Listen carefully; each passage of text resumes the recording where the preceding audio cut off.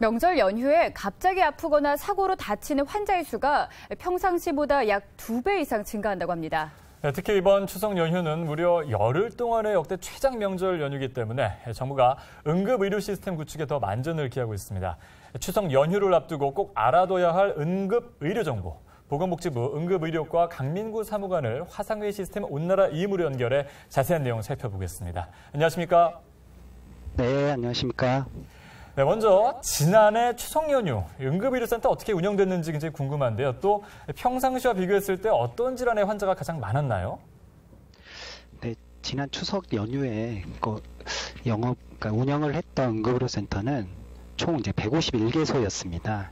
전체 이제 이용 환자 수는 12만 8천여 명에 이르렀고요. 네. 추석 연휴가 5일이었던 점을 감안하면 일평균 약 2만 6천여 명이 방문한 것으로 알 수 있습니다.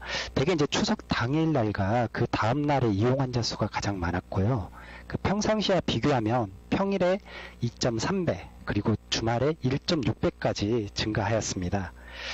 주로 이제 방문하셨던 증상은 찰가상이나 상처 등과 같은 가벼운 손상, 그리고 감기, 장염, 염자, 두드러기, 복통, 열 순이었고요. 주로 이제 말씀드린 그런 증상들은 경증 환자들의 응급의료센터 이용이 증가하였다는 것을 알 수 있었습니다.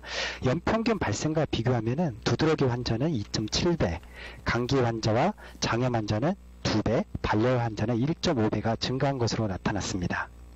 그렇군요. 그렇다면 올 추석에는 재난이나 응급 의료 상황에 대비해서 어떤 대책들을 마련하고 계신가요? 네, 저희 정부는 추석 연휴 기간 동안에 진료 공백을 방지하고 국민 불편을 최소화하기 위해서 의료인들과 약사들의 협조를 얻어서요. 시군구별로 당직 의료기관과 휴일 지킴이 약국을 운영하게 됩니다. 이 밖에 이제 전국 530여 개 응급실은 평소와 동일하게 24시간 진료를 하게 됩니다. 연휴 기간 동안에는 보건복지부뿐만 아니라 지자체에서도 응급의료 상황실을 설치하여 의료기관과 약국의 운영 상황을 점검하게 되며 중앙응급의료센터에는 24시간 재난응급의료 상황실을, 전국에 있는 권역응급의료센터에는 재난의료지원팀을 편성하여 재난 및 사고 발생으로 인한 인명피해에 대비할 예정입니다. 네. 저렇게 당직 의료를 통해서 이제 서비스를 계속해서 이제 제공해주고 계시지만 또 명절에는 아무래도 평소보다는 문을 여는 의료기관이 적고 또 타 지역을 방문하는 경우도 굉장히 많기 때문에 응급 상황에 더 당황하기 마련인데요. 오늘 간단한 응급처치 방법 몇 가지 소개해 주시죠. 네. 만약에 주위에서 갑자기 의식을 잃은 환자가 발생을 하게 되면은 즉시 주위에 이제 도움을 청하고 119에 신고를 한 뒤에 만일 맥박이 뛰지 않는다면은 잘 아시다시피 심폐소생술을 실시하게 됩니다.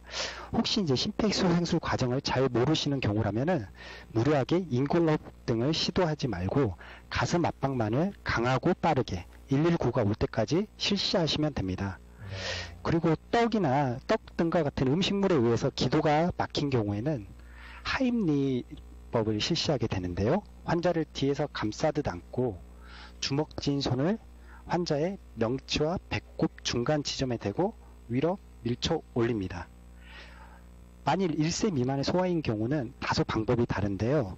소아를 허벅지 위에 머리가 아래를 향하도록 눕힌 후에 손바닥 밑 부분으로 등의 중앙 부분을 세게 두드리는 등 압박과 양쪽 젖꼭지를 잇는 선의 중앙 약간 아래를 두 손가락으로 눌러주는 가슴 압박을 반복해서 실시하게 됩니다.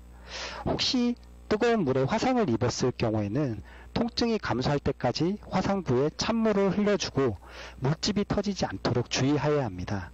얼음찜질은 하지 않으며 소주나 된장, 연고 등을 바르지 않도록 합니다. 네. 예, 그런데 응급처치를 해결이 되지 않는다면 병원이나 약국을 꼭 가야 한다면 내가 현재 있는 동네에 문을 연 병의원이나 약국이 있는지 알아보려면 어떻게 하면 될까요? 네, 전화나 인터넷, 스마트폰 앱을 통해 안내를 받을 수가 있는데요. 보건복지 콜센터 129와 119 구급상황관리센터를 통해서 전화로 안내를 받을 수 있고 응급의료 포털 홈페이지와 보건복지부 홈페이지에서 병의원과 약국 정보가 확인이 가능합니다. 또한 네이버, 다음 등 주요 포털에서 명절 병원 등을 검색하면은 응급의료 포털 홈페이지가 조회가 될 수 있습니다. 특히 보건당국은 응급의료 제공 어플을 다운받기를 적극 권장하고 있는데요. 이 어플은 사용자 위치를 기반으로 주변의 문을 연 병원과 약국을 지도로 보여주고 진료 시간과 진료 과목 조회 서비스를 제공하고 있습니다. 또한 평상시에도 야간 의료기관의 정보, 자동 심장 충격기 위치 정보, 응급처치 요령 등을 제공하기 때문에 유용하게 사용될 수 있습니다. 네, 자, 사무관님 마지막으로 이제 긴 추석 연휴를 건강하게 보내기 위한 방법들 마지막으로 말씀해 주시죠.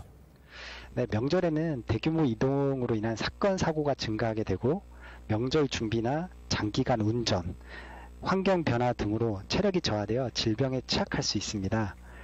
간단한 응급처치법을 미리 숙지해 놓는다면 응급 상황에서 당황하지 않고 도움이 될 수 있습니다.